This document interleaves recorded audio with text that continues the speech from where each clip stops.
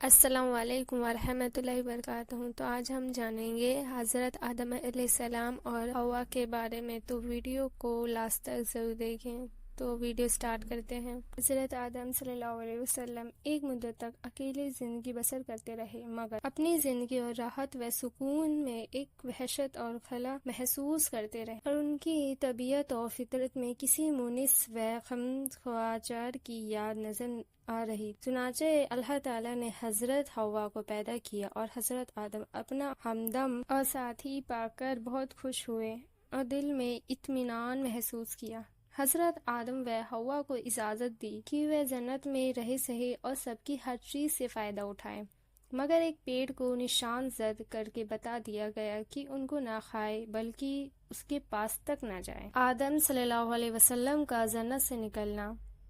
اب ابلیس کو ایک موقع ہاتھ آیا اور اس نے حضرت آدم و حوا کے دل میں یہ ڈالا کہ یہ پیڑ جنت کا پیڑ ہے، اس کا پھل کھانا جنت میں ہمیشہ آرام و سکون اور اللہ کا قرب پانے کی ضمانت دیتا ہے، اور قسمیں کھا کر ان کو بتایا کہ میں تمہارا خیر خواہ ہوں، دشمن نہیں ہوں۔ یہ سن کر حضرت آدم کے انسانی اور بشری خواص میں پہلے نسیان نے ظہور کیا اور یہ بھلا بیٹھے کہ اللہ کا یہ حکم ضروری تھا، نہ کہ رب کی اور سے کوئی مشورہ۔ آخرکار جنت کے ہمیشہ کے قیام اور اللہ کے قرب کے عزم لشگرز پیدا کر دی اور انہوں نے اس پیڑ کا پھل کھا لیا۔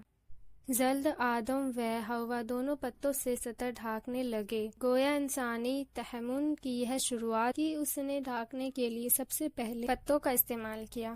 ادھر یہ ہو رہا تھا کہ اللہ تعالیٰ کا عتاب اترا اور آدم سے پوچھ تاچھ ہوئی کہ منع کرنے کے باوجود یہ حکم کا نہ ماننا کیوں؟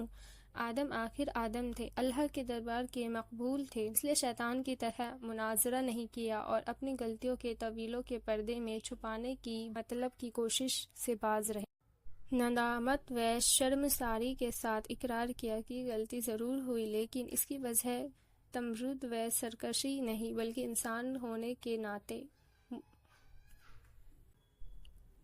بھول چوک اس کی وجہ ہے، پھر بھی غلطی ہے، اس لیے توبہ و استغفار کرتے ہوئے معاف کر دیجیے جانے کی درخواست کرتا ہوں۔